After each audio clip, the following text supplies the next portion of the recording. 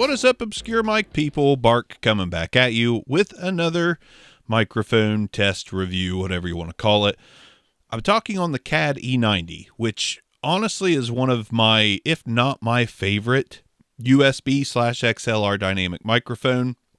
It does have its flaws, but I think it sounds really good. I think this is one of the better sounding XLR USB mics out there. Actually, I think it's one of the better sounding XLR mics out there, and it's usually $99. I think it's absolutely fantastic, but we've got a competitor. This is going to be the base model that we're going to compare against the Feelworld. Feelworld, you gotta feel the world. Sounds like a Michael Jackson song. Hee hee. PM1 dynamic microphone, podcast dynamic microphone, if you want to believe that. I feel like the Relic Cart has a PM1. Not exactly the best branding there, maybe, but it's an XLR USB microphone in its own right. And Feelworld did send this over for the sake of the review, so thanks to them for sending it over. The box feels pretty heavy. I've not plugged this thing in or anything. Shake it up. Shake it up. Okay. Anyways, let's do an unboxing video and then move on, hook this up, see what it sounds like in XLR and USB mode. For the sake of knowing, I'm using the CAD E90 in USB mode because, you know, if the USB mode is there, I think that's the primary use case. And XLR is when you want to get an interface or whatever. It's like a now and forever kind of setup. So let's unbox this and get on with the show. Podcast microphone, PM1. Let's open it up and have some fun. All right, you open up the box. The first thing you're going to see is a circle. That circle is going to be a base stand, I believe. Yes, a discus. A throwing discus. Pretty heavy. Just noticed something here. The hole in the middle, that is the only thing is the pad that's stopping that from going through. That's weird. That's an interesting choice for sure. All right, we get in there and we get made in China right off the rip. Podcast microphone, manual, good stuff, bad stuff, I don't know. Let's see. We get a, come on now. Come on, meow. We get an adapter. It looks like a small extension. That's actually to the base stand, I guess.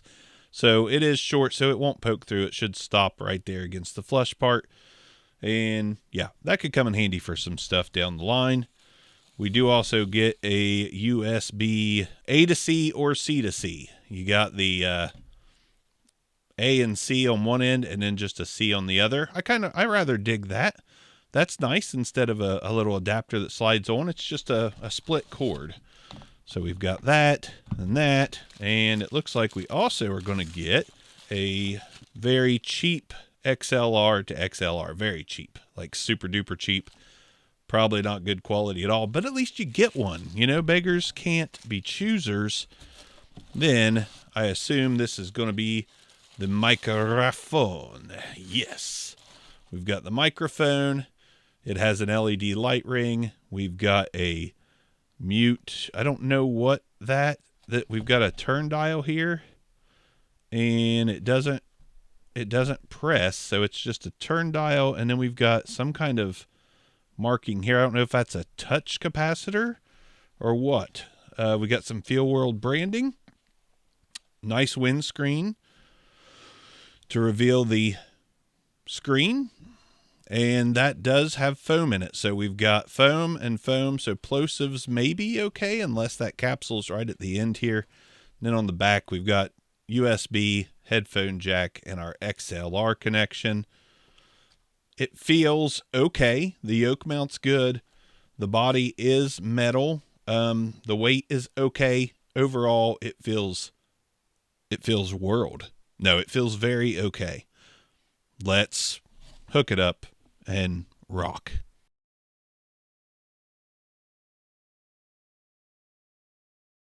All right, so now we have the Feelworld PM1 wired up USB mode ready to go. I am happy to say it has latency-free monitoring, so that is a plus. It's a plus. So latency-free monitoring, good to go. What I have found already as a flaw is in trying to adjust the headphone volume. I cannot seem to get that. I can only seem to get the gain to go up. You're supposed to be able to long press this and then it goes into headphone volume mode, but I see no difference when I go up and down with the dial. Yeah, I can't, no matter what way I turn the headphone dial or this dial here, I'm not getting any difference in my headphones. It's only when I adjust the gain, which I find to be interesting, but that's okay. It's got latency-free monitoring. It works pretty well with the gain. Like the volume in my Sennheiser HD 439s is pretty good with the gain turned up to whatever level this is with the knob there.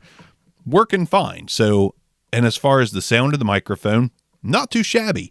I was worried that this was going to be another copy of the Fduce SL40. It doesn't exactly sound like that. It doesn't sound as V-shaped, so I think we're okay there. I think it is not an SL40 Toner 510. Those are the same mic. There's another one out there too, the Donner, that has the same bunk can looking rear end.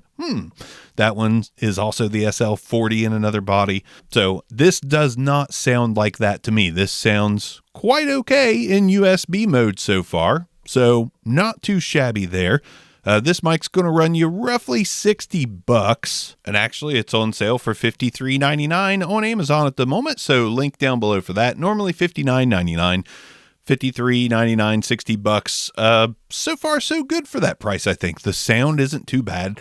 Now, granted, we got a lot of microphones in this price category. We've seen a lot of XLR USB combo mics come out in recent times. So the question is going to be, does this one sound good enough, look good enough for you to like really want? Now, you're going to get that LED light. I don't think you can turn that off. It does not look like you can turn that off. This is 24-bit 96 kilohertz, so that's also a plus, and it's a cardioid polar pattern. There's what I'm talking about here, just so you can know. This is the manual, so to speak. Frequency response on there, whole 9 yards. You get everything you need, basically. You get a little stand. It's on a yoke mount. You know, it's going to work for you. It's going to get you started, no problem. And I do think it sounds okay.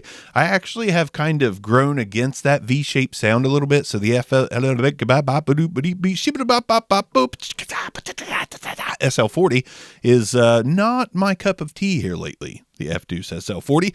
I actually prefer a little more of a straightforward sound and not so much that super V-shape that microphone exhibits. But this Feelworld feels pretty good.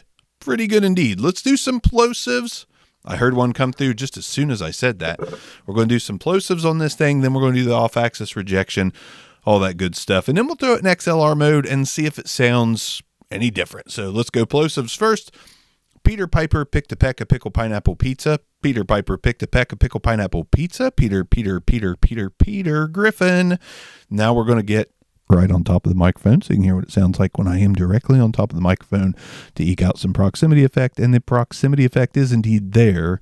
I would almost say that capsule's right at the end of the grill. So there you go. You want to stay about 3 to 4 inches off of it unless you want that proximity effect to be that strong. Now let's go ahead and disconnect here. And I'm using the, Gator Frameworks quick release, link in the description if you want that too, because why not? And let's go ahead and talk into the front of the microphone and go 90 degrees off axis, 180 degrees off axis, 90 degrees yet again, and then slowly back around to the front of the microphone. Pretty good off axis rejection too. I'm actually, fairly impressed there with that. So we've got a mute switch. Now you long press this little capacitor button here to go between headphone volume and gain. Like I said, I couldn't get the headphone volume to work. Not sure what's up with that, but everything's fine here with the gain adjustment. So I think we're good anyways, but it would be nice if that would have worked. It would have been nice. Maybe it does. Maybe I'm doing something wrong. I don't think so, but whatever. Let's go ahead and touch the single tap into mute and see how that sounds. And we are talking.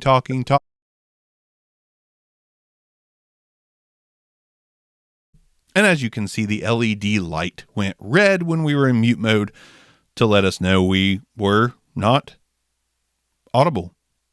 Yep. All right, we've heard this thing in USB mode, and in USB mode, I gotta say I'm kind of impressed with the sound. I think it sounds pretty good. It's not super noisy. Not getting anything on the level meters as far as noise goes, so it seems to be okay in that regards. Let's go XLR, wrap this thing up, see how it sounds. Give it a grade on the BB-SAR, and talk about baby dinosaurs. BB-SAR? Baby dinosaur?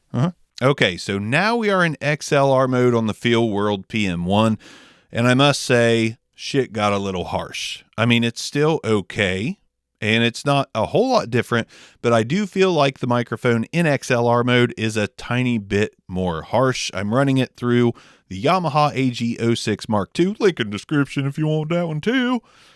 Because why not? Just buy it all. Give me a bonus on Amazon. I need monies. I'm like Mr. Krabs. Give me all your monies. All right. Anyways, I'm going a little crazy here. If you can't tell, I'm feeling good. This microphone, I think, is totally worth it for $53.99, $59.99. Absolutely worth it if it's going to be your podcast and YouTube microphone. Does it sound fabulous? No, but it sounds pretty solid for the price. USB mode, again, I think sounds a little better, a little smoother. The XLR mode, Peter Piper, Pick to Peck, a Pickle, Pineapple Pizza, Proximity Effect. It all seems very much the same. Just a little more harsh in XLR mode. In my opinion, sounds just a little better in USB mode. But again, not horrible. I would say that this would get grating over time in XLR mode. USB, just enough to not exactly get grating on my ears. On the BB-SAR, I'm going to give the PM1 from Feelworld a score. Overall, not USB and XLR. It's a combo mic, and it's pretty close in sound between the two.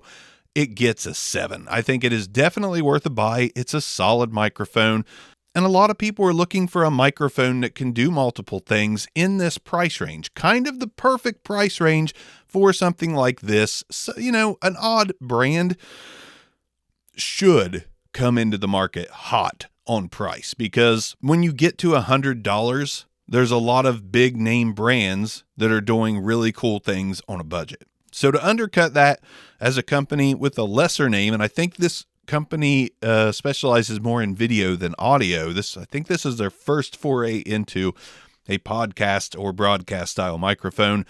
So, you know, $50-$60, kind of the sweet spot there.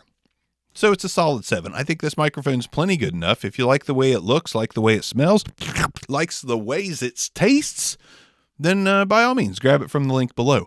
Again, nothing earth-shattering, mind-blowing, or, you know, groundbreaking. Nothing like that, but a good, solid entry into this category and price range. It's definitely good enough, and that's what we're going to roll with. Thanks again to everybody out there who supports the channel, new subscribers, new channel members, just all the folks that comment. Appreciate the heck out of it. Feelworld PM1's out of here. Bark's out of here. See you guys next time on Obscure Mics. Peace out.